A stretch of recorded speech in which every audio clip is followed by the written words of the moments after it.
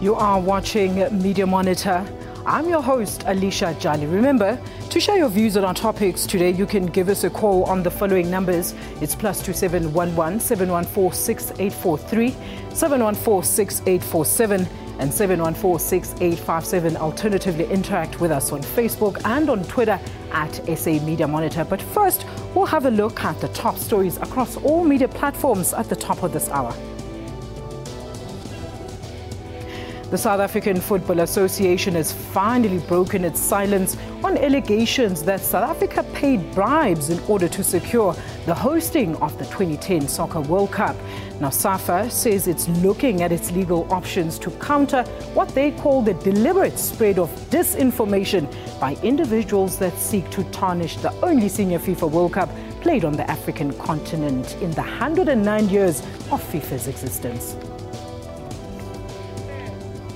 The British Defence Authorities say there are indications that up to 500,000 people are gathering in Libya to try and cross the Mediterranean Sea to Europe. Favourable weather conditions have seen a surge in the number of migrants trying to make the journey, and the Libyan Coast Guard escorted about 150 Eritrean migrants back to Tripoli yesterday. European members of the United Nations Security Council are drafting a resolution to authorize the seizing of migrant boats on the high seas in the Libyan territorial waters. And Barcelona have been crowned the kings of Europe for the 5th time after beating Juventus 3-1 in a pulsating Champions League final in Berlin. Now, the Spaniards lived up to their tag as favourites and capped their magnificent season with a title treble. Radio bulletins are currently leading with the following stories this morning. Eskom has blamed illegal connections for a series of blackouts in Soweto. Parts of Soweto have been without electricity since Thursday. And lastly, over 10,000 runners are expected to participate in today's 5 and 10-kilometer Spa race. Let's now have a look at the trending tweets this morning. Home at last, and as you can see, that is the picture of Mr. Clive Derby-Lewis, the first time he's been released. Of course, he spent his first night of freedom in 22 years since being incarcerated as an accomplice in the murder of Chris Hani. Let's see the reactions on the story on social media. And starting with Nkandla, usually joins us in studio, but he says Correctional Services Minister Michael Masuta has complied with the High Court order to release Chris Hani killer Clive Derby-Lewis. Truth Doctor says happy to see Clive being able to spend time with his family and joy. And Martin Young says I suggest Derby-Lewis tries to see Shabir Sheikh's doctors, experts in healing the terminally ill.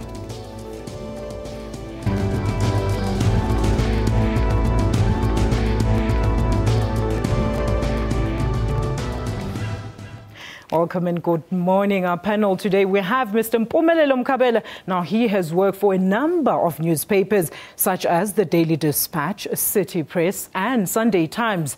Mr. Mombella is currently the editor of the Sowetan and the chairperson of SANEF. Sir, a very good morning to you. Thank you so much for joining us. Thank you so much. Also with us this morning, Ms. Paula Frey. Now, she has worked in media for almost 3 decades as a writer, as an editor, and as a media manager. She's the first female editor of the Saturday Star, and Paula was also the executive news editor of the Star, and she is the founder and managing director of Frey Intermedia. Paula, always a pleasure having you in studio with us. Thank you so much. Good morning. Good morning, Alicia. All right, panel, let's have a look at today's newspaper headlines. All right, the City Press, there is Bobby Motaung's World Cup Stadium graft charges could be reinstated. The Sunday Independent, retrenchments are on the cards in the mining sector.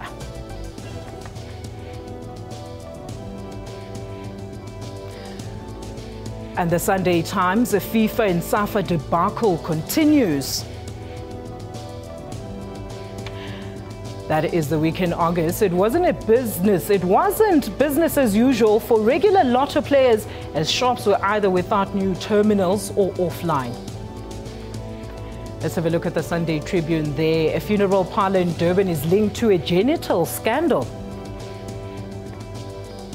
All right, let's have a look at the stories that we're discussing today. We're starting with the City Press today. Now, panel, Nkandla controls Motaung's fate. That is the bold headline on City Press. Now, the City Press alleges that acting Hawks head Major General Nkandla is holding on to a docket that could see a Kaizer Chiefs boss, Bobby Motaung, charges being reinstated. Now, these charges relate to the irregularities in the Mombella Stadium tender. Pumelelo, let's start with you. Well, this is a very unfortunate case because we're now busy talking about the FIFA scandal worldwide, but actually there was also domestic controversies surrounding the FIFA World Cup, and that Motaung case is one of them. I think it's interesting that the newspaper has followed up this story because many people thought that striking the case off the roll meant that, you know, Bobby Motaung is now innocent and he shouldn't be prosecuted or there's no evidence against him. But the fact that there is interest in the case, we just don't know to what extent does the head of the Hawks, the new head of the Hawks, want to take the matter up, and whether by holding the docket he's trying to investigate further and prepare the case for prosecution, or perhaps it's the end of the story. So I think that judging by the indication from the prosecution authority, as the story suggests, it looks like the NPA wants to go ahead with the prosecution. And I think the sooner Bobby himself knows whether or not he's innocent or guilty, the better. And more importantly, the sooner South Africans know whether the tenders awarded in the Mombella case were clean or not, the better.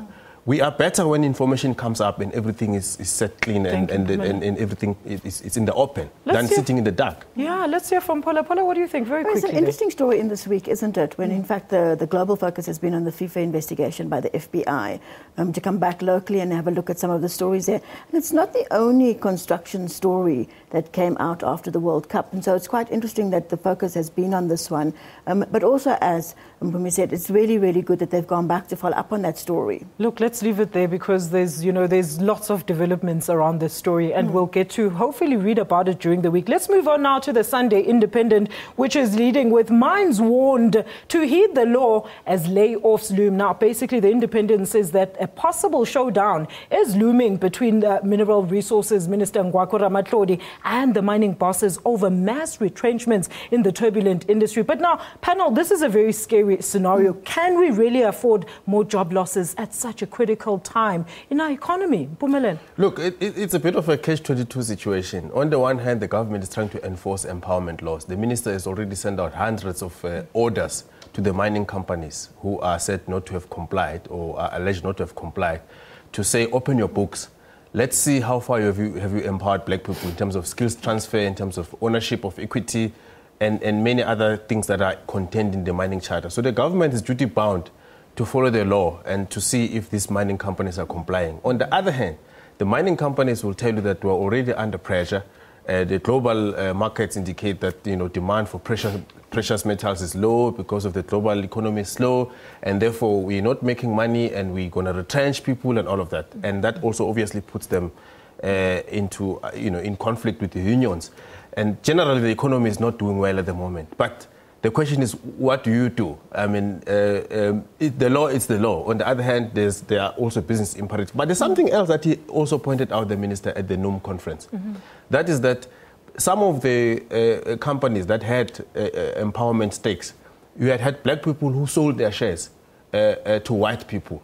So he says the government is also grappling with that. How do you punish a company that had actually given an empowerment stake to black people, but those black people, in their own volition, decided to sell the shares to white people? The issue of once empowered, always empowered is always controversial. All right, we're going to leave it there. Paula, you get to comment on this one because Pumelelo took all of your time. Let's look at the Sunday Times now. It says Neil Aggart's torturer earned millions from SARS work. While it says the apartheid security top cop, Major General Steve Whitehead, who was found responsible for struggle activist Neil Aggart's death and now faces a possible murder rap, has apparently scored millions of rands doing intelligence work for SARS. Apparently, Sunday Times has seen documents from the Rogue Spy Unit confirming this. What do you think about the story, Paul? Well, I mean, Isn't it a lot of our unfinished business, isn't it, after post-1994? And if you look at the story, I mean, Neil Agate died after 62 hours of torture, and Steve Whitehead is directly linked to that. But it's not just SARS that he's earning millions from, it's government departments in general. And you wonder how come there isn't some kind of list that has approved persons on. Well, perhaps he is an approved person, and then we have to wonder, what is the unfinished business from 1994? How come we still have stories like this? Are they ever going to tap the loose ends, Mpumelelo? Well, the other angle to the story is the whole spy drama in SARS. I mean, every day there's something coming up about this rock spy unit, and more dramatic now that we have got apartheid era people involved there. So quite frankly, there's more that needs to be sorted out there. All right, well, we're going to leave it there. We're coming straight back after this, and we're going to discuss the news of the week as well as inside newspaper stories that need our attention today. So please don't go anywhere. We're back shortly after this.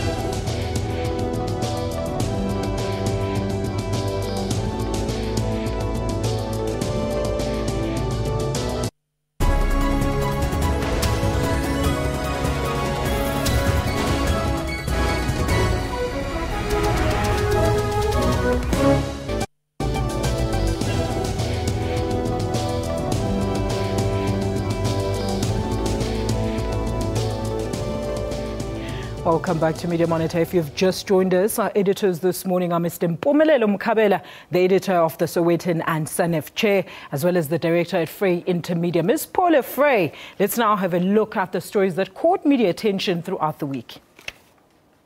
4 people were shot dead at the Alexandra police station earlier this week, allegedly by an off-duty police officer. National Police Commissioner Ria Pierre has expressed shock over the gruesome incident. She also emphasized that the issue of security in police stations is under scrutiny. Panel, let's talk about this. What do you think really is the underlying reason for this trend? Is this related to the macho man stereotype that is associated with policemen, or the stressful conditions that policemen work under? Let's start with you, Paula. You know, there were some really good stories this week actually around the shooting at the Alexandra police station, and stories that were looking at exactly this issue in terms of the amount of pressure that police are under, and then the stigma that comes with reaching out to authorities for help when it comes to mental health issues. And I think that there's a lot of work to be done. And certainly this is a really tragic story, and our condolences to the families of everyone who's involved. But it's an issue that needs to be dealt with. We see it too often. And it's always treated like isolated incidents, though, Mpumelelo. Well, I think the issue is whether the SABs have got, capacity to assist members, police officers cope with psychological stresses, including those that may not have anything to do with work, that are in people's social lives, in their families and all of that, but may have a direct impact on their work. So I think the commissioner is right to have a look at this thing and actually investigate in detail, not just in this case specifically, but broadly, the social and psychological wellness of SABS members. But reports suggest that these incidents could be related to police recruitment and training methods. We saw what happened with the Metro Cops in Durban, Paula. I mean, certainly it's an issue that's worth looking at a broad front.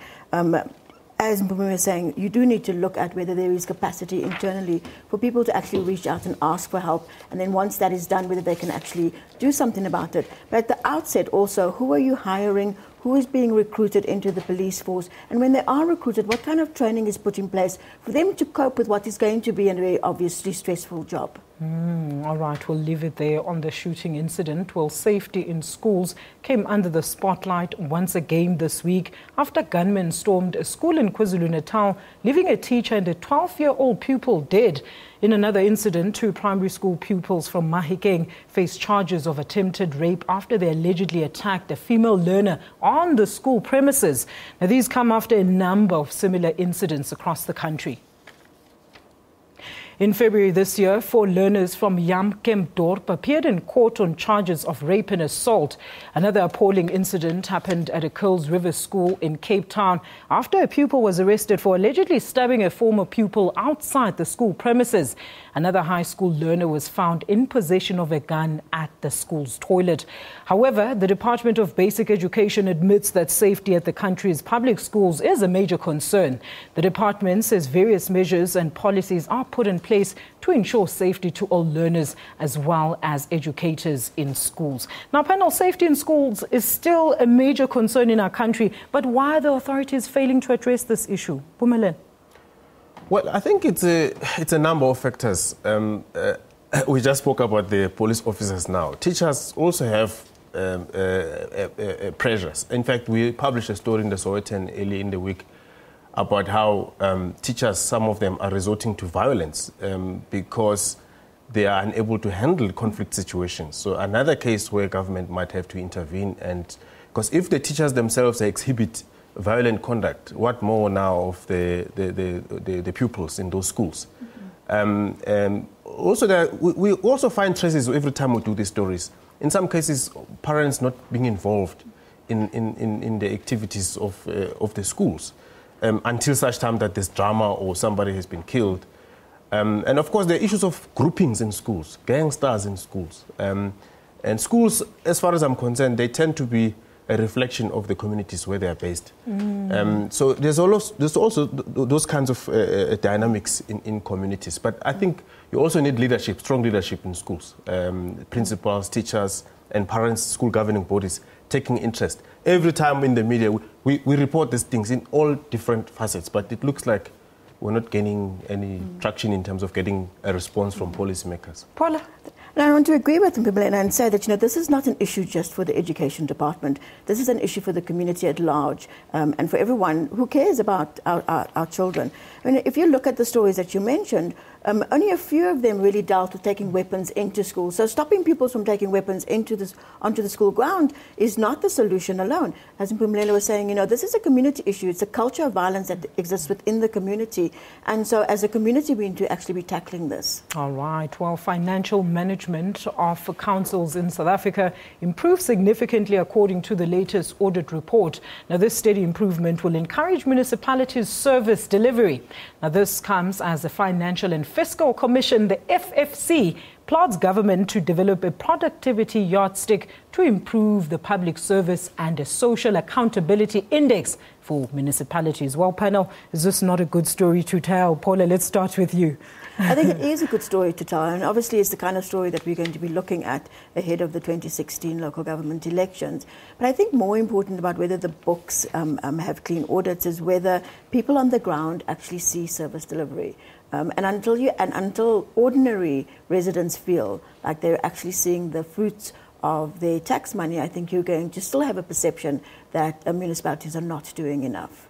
Pumela, very quickly. Yeah, but you also have a situation where the issue of political interference in the management, in the bureaucracies of municipalities is also a big issue. And I think that you can see now, ahead of next year's local government elections, that in many municipalities, some political parties have begun to reshuffle mayors and all of that, because they've always known that some of these people interfere in the governance structures of municipalities and then affecting the audit outcomes of municipalities. Hopefully, the political pressure that comes with elections will also assist in getting more clean audits next time. We'll leave it there on that one. Well, according to a New York-based committee that oversees journalist protection, more than 1,000 journalists died in the line of duty since 1992. Now, these shocking statistics took center stage this week at the World Association of Newspapers and News Publishers Golden Pen Freedom Award in Washington, D.C. Now, this year's award was thus dedicated to all journalists that lost their lives in the line of duty. Heads of state and government representatives across the continent converged in Cape Town this week to deliberate on economic issues facing Africa at the World Economic Forum on Africa, where the theme was, "Where next for Africa's markets?" All right, well, Paula, you were at the forum. What were your thoughts on the overall actual conference? Was it not just a talk shop? I mean, certainly there are lots of people talking and a lot of people having meetings and a lot of people taking the opportunity to actually understand what's happening on the continent. And I think that that forums like the World Economic Forum are an opportunity to change the African narrative, which is a critical issue, I think, because, you know, if you think of business, a lot of what happens in business is also about the perception of business, about whether you perceive Africa as a continent that is open for business. And I think one of the things that Brand South Africa tried to do at the World Economic Forum is to actually show that, in fact, that Africa was ready for business and Africa was a continent that has 7 of the fastest growing economies around the world, you know. So from that point of view, I think forums like the World Economic Forum offer us an opportunity to change our narrative. Mpumelelo, there was a very interesting session there on how women can be included to try and better the economy. What did you think of the forum?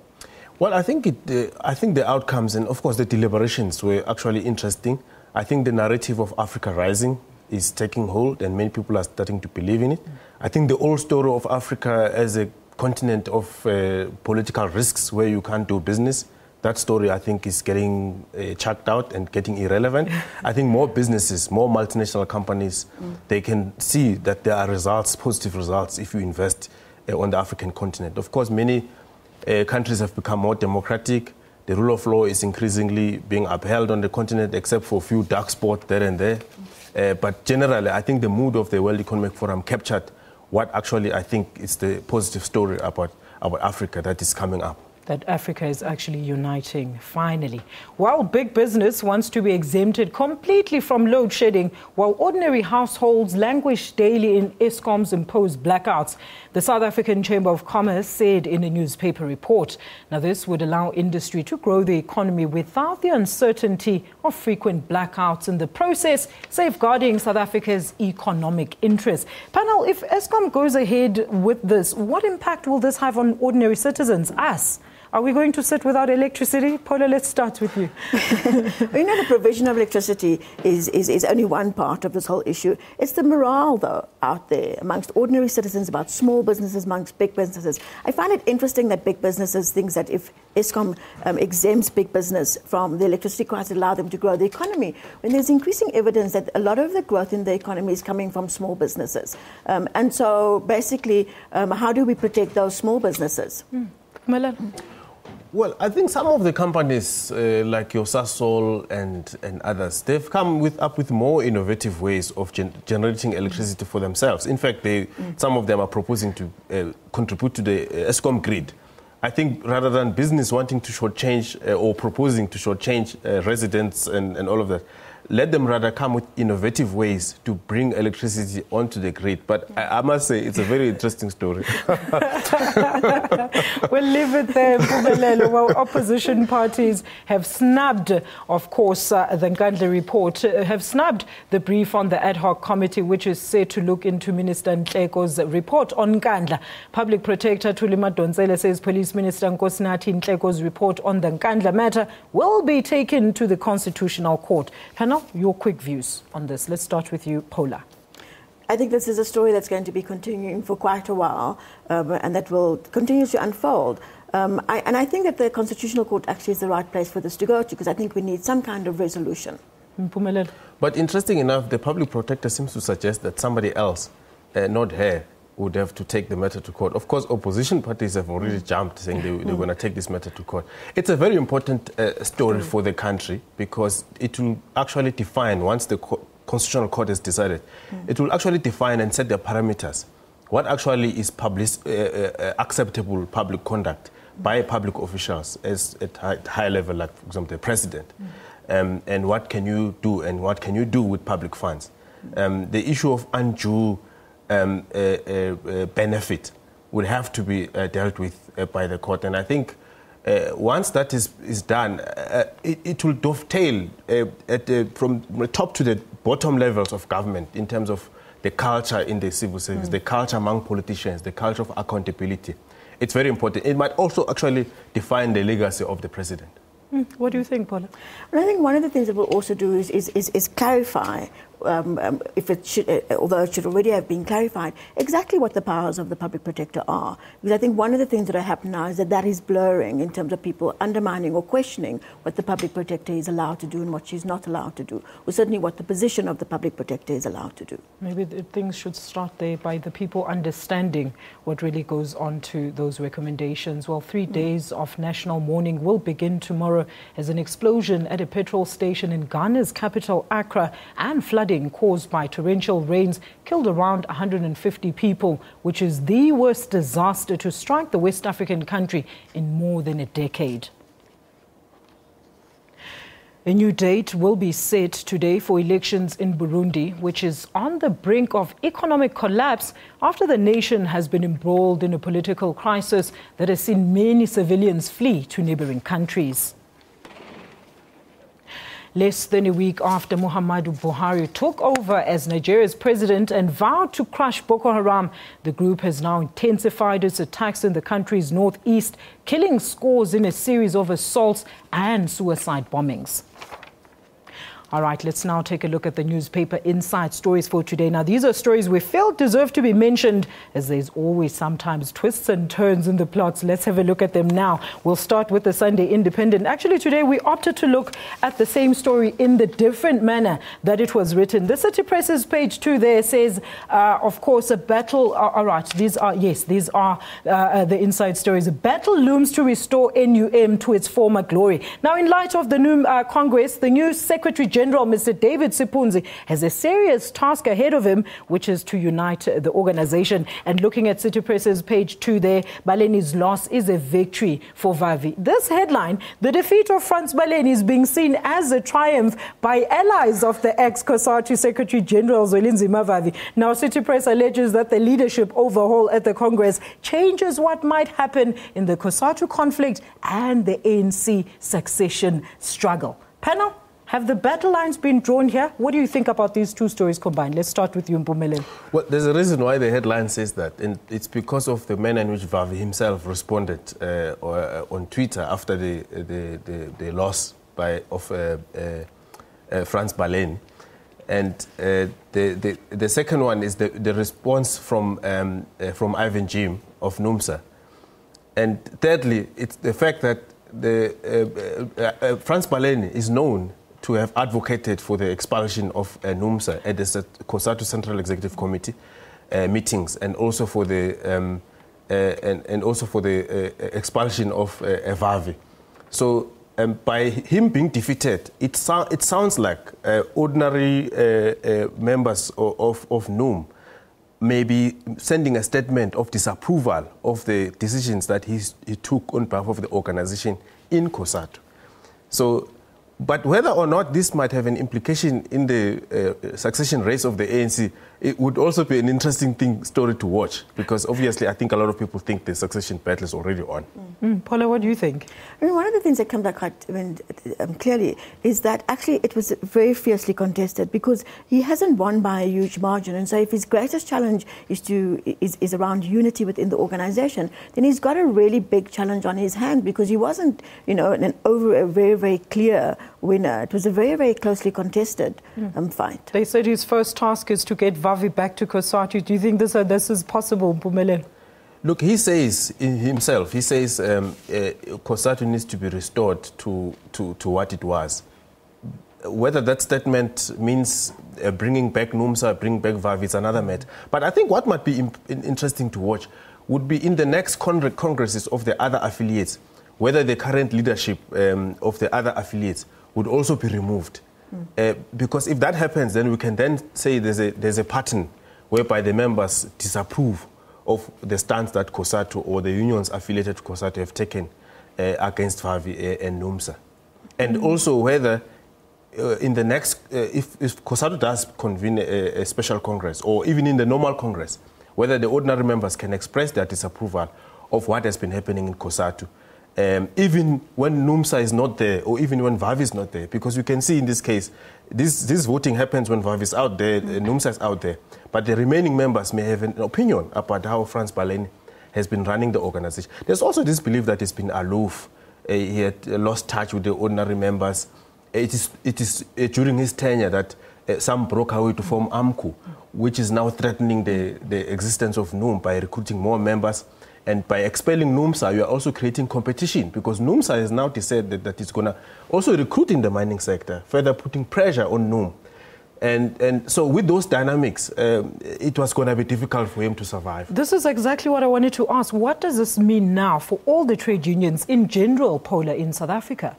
As Mpumelelo was saying earlier on, it really does kind of, what happens now is what ordinary voters are actually going to say, and we need to be looking at who gets voted in, who gets voted out over the coming month.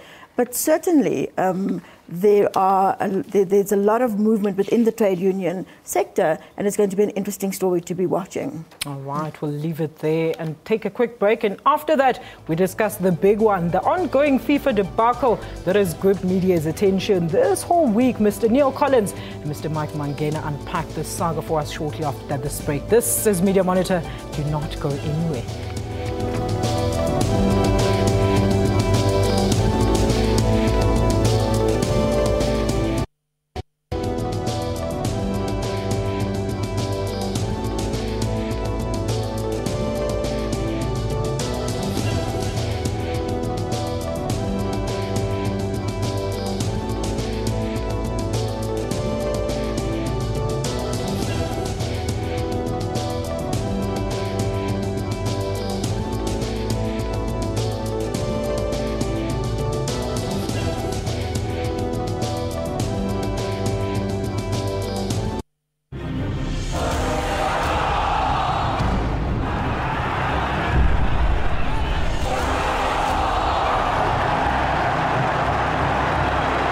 Say that goal was outstanding. Made so much dust that I couldn't see, and I hit a stone, and we had a puncture. Catch all these and more every day on Sports Live at 8:30 p.m. on the SABC News Channel.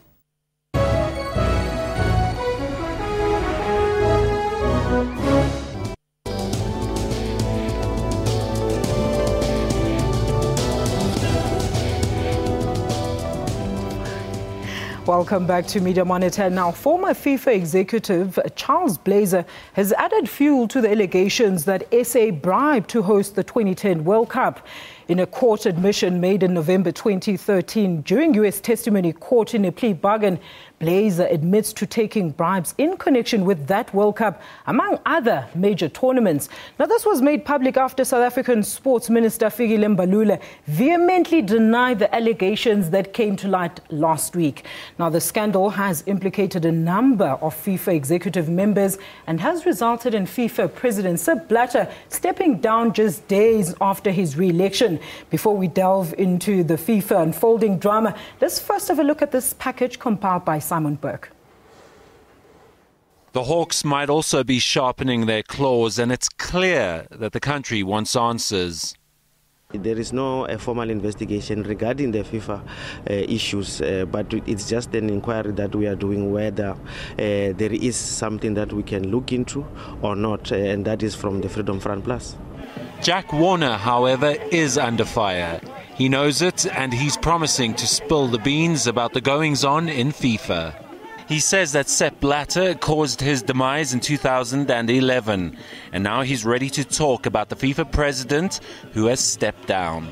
I also will give them my knowledge of financial transactions at FIFA, including, but not limited to Sepp Blatter. I have been there for 30 consecutive years. I was a heartbeat away from Blatter. Warner also refutes soliciting bribes for the hosting of the 2010 World Cup. It's not true. South Africa didn't give me any $10 million bribe. Didn't give me any bribe. Blatter didn't give me any bribe. Meanwhile, the court transcripts of Chuck Blazer's guilty plea were released. Blazer, a U.S. citizen, was a FIFA executive from 1997 until 2013. And the transcripts show that Blazer and others in FIFA agreed to accept bribes in bidding for the 1998 World Cup in France and the 2010 in South Africa. All the while, the race to succeed Sepp Blatter is hotting up. It could come down to Jordan's Prince Ali bin Al Hussein, who lost the presidential election to Blatter on Friday, coming up against Michel Platini of UEFA. Restoring FIFA's image and uniting the world body will be the two most pressing issues for the new president to address. Well, as promised, to take us through this issue, we're now joined by soccer analyst Mr. Neil Collins and Mr. Mike Mangena. Gentlemen, a very good morning to both of you. Thank you so much for being with us here on Media Monitor. Good morning. Thank you. Gentlemen, let's start with the timing of these arrests by the U.S. Federal Bureau of Investigation. Do you think it was just by sheer coincidence that it happened at the time of the FIFA elections? Let's start with you, Mr. Mangena. Mine is a question. Why do you start the investigations from 1995? You are America, you feel strongly that you want to investigate maladministration and bribery. Why don't you start before 1995? They hosted in 1994. They hosted in 1994. Why didn't they start those allegations then, so that we must now go back to all the countries that have hosted? Because now, who didn't pay a bribe? And also, what is a bribe? What constitutes a bribe? Because there's Jack Warner says, I did not get a bribe. Now, in business terms, if I want to do business with you, I want to have a relationship with you, all I have to do is to take you for a round of golf and promise to do other things that are your social responsibilities in exchange to business that you'll give to me. Is that a bribe? Neil, what do you think? No, listen, the 95, investigating the US 94 would be fascinating as well, because a lot of Sepp Blatter was desperate to go to the States. He wanted the US market. We know this, Mike. They didn't really have a professional league when they were appointed, but by 93 they had the MLS in its infant form. Argentina 78, Argentina was run by a military junta. Thousands of people were dying. We gave them the World Cup. They had to beat Peru 6-0, and they did. So there's terrible corruption. It's not just South Africa being targeted. The reason Mike and I are here today to discuss 2010 is because that pertains to South Africa. I've got the document in my car, 160 pages. Only 6 of those pages pertain to South Africa and 2010. What constitutes a bribe? $10 million constitutes a bribe, unless we can prove that that money was given to the descendants of African people in the Caribbean to play football. I don't think we can prove that. Look, gentlemen, the fresh allegations that it was Morocco that had actually won that bid and not South Africa. What does this mean for us as a country then, Mike? We won the right to host, and we hosted, and we gave a good account of ourselves as South Africa. Yep. We hosted one of the best World Cup ever, and we deserved to host the World Cup. It has come here, it is gone, it has left a good legacy, and we can only get better from that. I don't want to believe that Morocco were the ones who were supposed to win the right to host the World Cup. It is South Africa. Now, if we did not host, when was the World Cup going to come? After 100 years in existence. It came for the first time in this continent, and it came to us. And it was a good honor for our former president, the late Nelson Mandela. It was a good honor. It was like saying to our former president, we're giving this to you and your country. You're right, Mike. We deserved the World Cup. We should have got it in 2006. The claim being made at the moment is that Germany actually traded missiles and arms to get the 2006 World Cup. The old Charles Dempsey, before he popped off, before he died, had to abstain because suddenly there was this huge pressure on him. So then we come to the next World Cup. Blatter said it's got to go to Africa. It's going to go to South Africa. It's Madiba's World Cup. When Danny found out that Jack Warner had been given $1 million by Morocco, he'd been offered $7 million by Egypt. Then Danny put Madiba and Desmond Tutu in a plane, flew them to Grenada, and the Africa Diaspora Fund was created from what Thabo Mbeki wanted to create. The three of them went to Grenada in 2004 for the Caribbean Football Union Conference. At that point, there were talks about persuading Jack Warner, you can't vote for Morocco, mate. All 4 African CAF delegates in the executive voted for Morocco. Spain and France voted for Morocco because they would have made lots of money out of it because they build all the buildings there. Look, South Africa did a miracle. Jordan did what he had to do. I accept that. But was it in the FIFA way that he did what he had to do, or was he bribing someone? Sometimes I think, I don't care. We needed that World Cup. Look, gentlemen, Jack Warner, his claims of having top secret information that he's going to spill, do you think there's really something behind that? And what could he possibly add into this already big scandal? He's been there for more than 30 years. Let him spill the beans. Please, let him spill the beans, because the investigation, let it go back to the dark days where all the countries that have hosted, let's check as to how they got the right to host. This must not be about South Africa. Please, man. No, please. Yeah, let's leave it. I agree completely with Mike, that. very emotional about this issue. But gentlemen, fair enough, the scandal is out there. But these allegations, if proven to be right, should we not look at this as a chance for South Africa to know how to deal with the cancer of society, which is corruption? Neil. Yeah, the problem we have is when Fikile Mbalula first denied completely any payment with no information at his fingertips, I said I'd show him the 160-page document. I tried to send him the letters by email and by Twitter, the letters implicating people. This morning we've seen Molefi Oliphant in the City Press saying that Danny Jordan betrayed him and that he was forced to sign that letter by Danny Jordan and it's not his fault. Last night, SAFA were threatening to sue anyone that carried on with the idea this might have been a bribe. Those two stories kind of counterbalance each other, don't we? We have to look at a situation. Yes, South Africa did right. We hosted a great World Cup. But unfortunately, when the FBI gets their clutches into you, Mike, it doesn't matter what your good feelings were or how much you wanted it. We need Jack Warner, who I think has gone slightly mad. He was taken from the police station by ambulance from exhaustion, and then he was singing "Don't Worry, Be Happy" within 10 minutes. If Jack Warner can't show us some buildings or some football pitches with "Thank you South Africa" stamped on them, Africa Diaspora Fund, what are we going to do? There's no Africa Diaspora Fund evident before last week. Where is the Diaspora Fund? The FBI must go back and investigate the 1994 World Cup. I agree with that. Where they got the World Cup without a professional league in that country. No, absolutely. How did they get that World Cup? And yes, there are a lot of questions asked. You know, the question as to how did Qatar get the World Cup? Football is non-existent there. And for me, it's like now everyone is looking at South Africa as a corrupt nation. Gentlemen, let's look. The Mail and Guardian, to be fair, yesterday actually does a whole expose of the inception of the deal with Danny Jordan. It goes and explains everything. Do you think that we're going to expect more twists and turns in the story as it develops any further, Neil? Oh, definitely. Every day there's a twist and a turn. And Mike, I want to reassure you that the FBI isn't just looking at South Africa. The FBI is looking deep into the World Cup bidding process over many years. South Africa is one detail of that. The reason we're here is because we're South Africans and we are worried that our great World Cup is going to be besmirched. I'm quite hopeful that if we do investigate this World Cup and say the Hawks or someone got involved as well with the FBI, we would be able to find out how much corruption there was in the building of our stadia, how much corruption there was in the building of the cow training, getting it done just in time, the airports that we had built.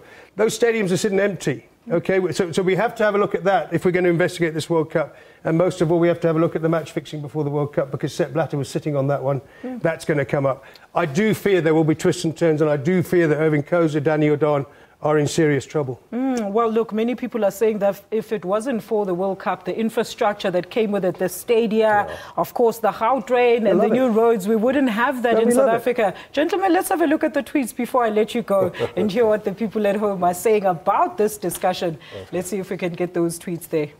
All right, George Bassett says FBI must probe USA 94 as well. George Bassett, the gentleman agreeing with you here in studio. Nkosi Khona Mwandle says, lol, now Morocco won the vote to host #FIFA World Cup 2020. This is getting worse. At Mbalula Figile, thank you for that. Let's have a look at more tweets. Mandla Makidela says at SA Media Monitor, not at all. Rampant corruption by US companies has had no result despite all investigations. It seems that people are very clued up about what's been going on in terms of the information that we've been getting in the media about this scandal. Kabelo M says the confidence is already low on #FIFA. So this is just another kick of a dying horse. Gentlemen, very quickly, your closing statements. Well, I love it that we live in the Twitter age, don't you, Mike? Because I'm able to interact with people all the time on Facebook and particularly Twitter. So yes, all the way through this investigation, I'm being, guided by Twitter, guided by the letters I'm receiving, guided by the phone calls. I want to say I hope that SAFA can persuade the FBI that we gave this money in good faith for an Africa diaspora. I just wish there was more marketing around that Africa diaspora fund. Mike, what do you think it's going to take to clean up this mess? Well, let it take what it takes, to clean the mess. What I would like to say is that for corruption, there's one of our legends, ex-player, Phil Sitedi, who's languishing in prison right now. No, you're right. And if it's true that there are people who have done this, I mean, let the law take its course. Bring them out. Thank you so much, gentlemen, for your input this morning. Very interesting. That was Mr. Neil Collins and Mr. Mike Mangena, both joining us for the biggest news-making story all week. FIFA and the allegations of South Africa having paid bribes to secure those rights. Media Monitor returns shortly after this ad break.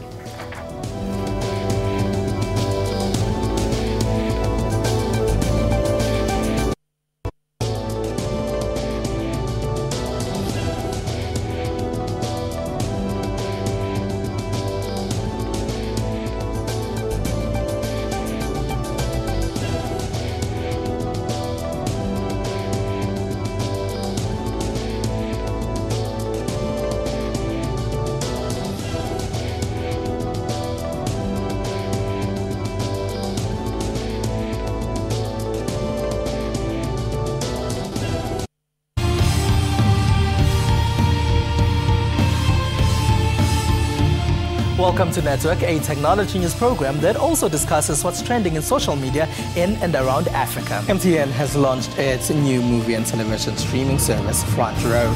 If it's trending, we will find it. That's Network with me, Mombella Zondi, every Sunday at 7:30 p.m. only on the SABC News Channel.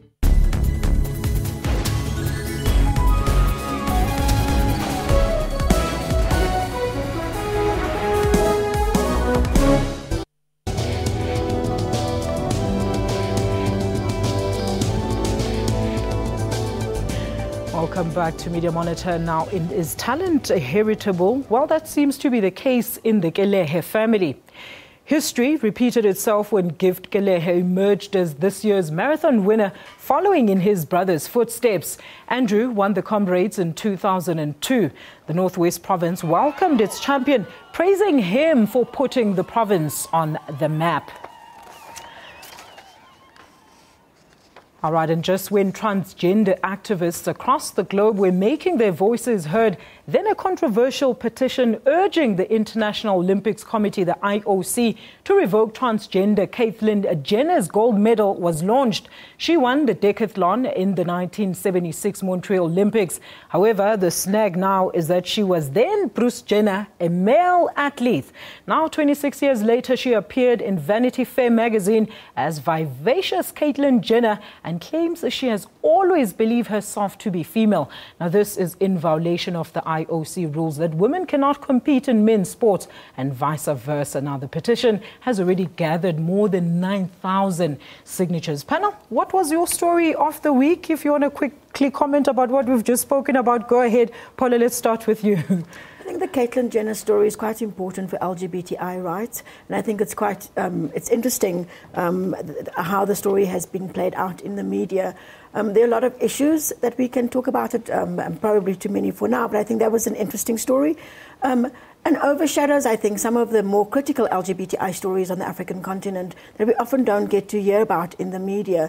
So it'll be interesting to see if we can, in fact, leverage what's happening with the huge publicity around Caitlyn Jenner to actually talk about similar issues here on the continent. Mpumelelo?